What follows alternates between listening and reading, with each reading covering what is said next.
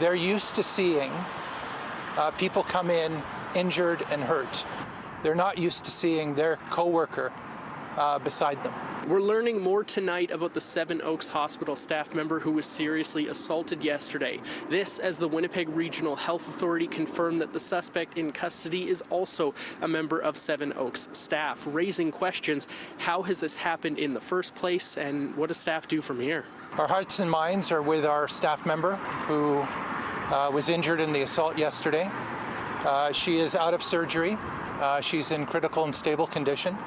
We're really pleased to hear that, and we're really wishing the best for her as we continue moving forward.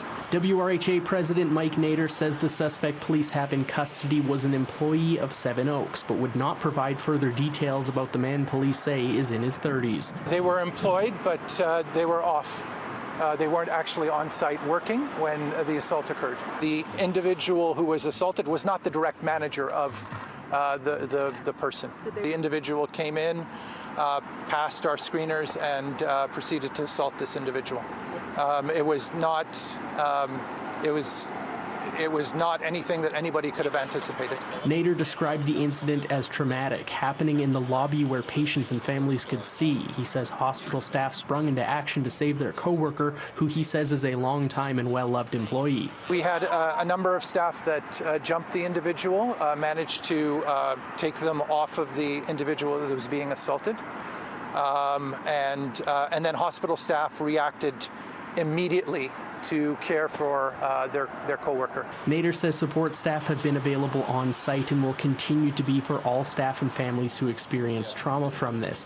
QP 204 President Debbie Boissonneau is encouraging staff to utilize these supports. If they need help, don't be afraid to ask for that help.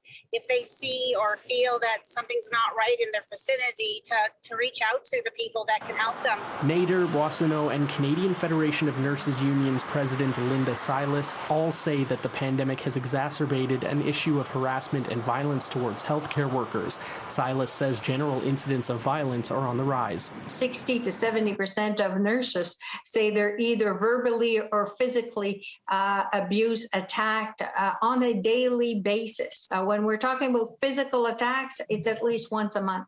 Although this incident wasn't a patient assaulting a healthcare worker, Silas says there needs to be increased security through hospitals. Nader says the hospital, as of 2 p.m. Thursday, is back to normal operations, but will have increased security until they decide it's no longer needed. In Winnipeg, Mike Albanese, City News.